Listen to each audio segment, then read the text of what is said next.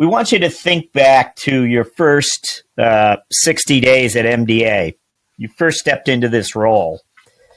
And as much as you knew and as prepared as you were for this particular CFO tour of duty, there must have been something you wish somebody had told you. It must have been something that if you could go back in time, you would tell yourself this.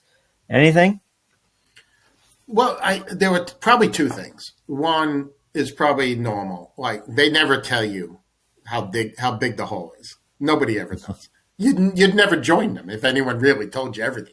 So I have that assumption. What you're telling me is probably 2x of that, right? So that wasn't as much as a surprise, although it turned out to be true. There was a lot more to do than what they were asking me to do.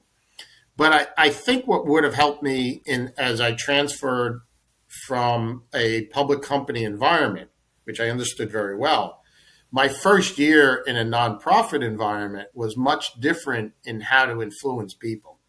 And I wish I had more mentorship on that, because I wasted a lot of time of not connecting with them because of that. You in a profit-oriented company, at the end of the day, people's bonuses are on the line. They may not agree with you, but they're going to probably come along, And so you have a financial lever.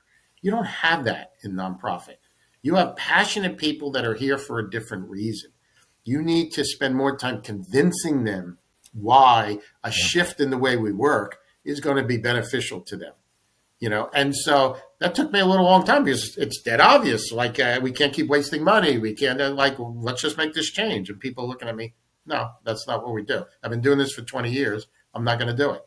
And then you had to get them to understand, well, wait a minute. So, well, then why are you here? Well, I'm here to serve the people with neuromuscular disease. Okay. At 60 cents on a dollar to raise money, you're not serving very much. And so if we can get this down, just think of how many more tens of millions of dollars would go over to the mission side. And suddenly they see it differently. But it did take me my first year to really get through that. And because I'm making a lot of changes, people are getting a lot of nervous over the changes. I'm moving the cheese around, right, as they say. And I didn't spend enough time understanding I was in a different environment. And once I understood that, my changes from that point on in the next 4 years were a lot easier to do. And because they knew I was coming in really to enhance them. My job doesn't change any, but the change I'm making really will help them. And so that was a big one that I wish I did not appreciate the shift in mentality from how people approach a job in the nonprofit industry versus in a profit industry that was more success outcome, maybe financially driven, personally outcome, and so on. So great insight there for us. We like to ask our guests to reflect a little bit on the personal side. Michael, we wonder if there's something that in general most people might not know about you, something we could ask you to share with us. Well, there's a couple of things. They're slowly finding out about me that I have a strong passion for golf. I'm an 8 handicap, and sure, that's not the reason I joined an organization that has golf events, but it's might not have heard. It's something I just love to do, and it's an interesting sport in that it's time consuming, but it's very hard for me in my position to step out of my head and allow myself to just think, or even my subconscious to get to work. And you can't golf without concentrating on the sport. And I find myself with a number of issues at work in my head. I go golfing, and on the way home, I have the answer. It's like I gave that side of my brain a break, and it worked a solution. So I actually find the golf very therapeutic for me. It's also, it taps into my competitive side as well with my friends, but I find it really therapeutic. I didn't expect that coming out of the sport. And so the other aspect not many people know about me is I was for a long time a very serious chess player, and but I haven't done it in a long time, and I think I've lost. You lose that thinking skill to perform there.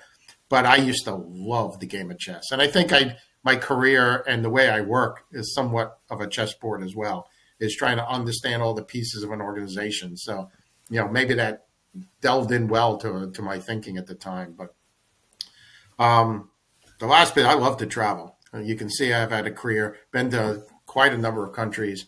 I just love meeting different cultures, different types of people, though, and just interacting with them. And I can't help but point out again, though, for our listeners, because so many finance leaders tell us about their efforts to go abroad, maybe for a year or two, and many of them don't succeed. Many of them would have loved to have had that opportunity and never quite had it land. It seems like it was serendipity for you. It seems like just to emphasize again, it just came your way. It wasn't like you were looking for it.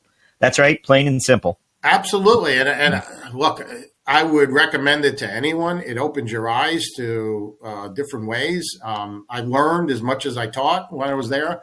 But I would agree. I had many expat friends that just couldn't adapt. That they didn't. You have to absorb yourself into the culture. You can't bring an American style and imprint it in Germany, England, Belgium. It just doesn't work. It's you're going to have to give a little bit, but if you do, you're going to learn a lot. But not everybody can do it. It's too uncomfortable. And you would see expats for 1 year, and those are ones that just couldn't adapt.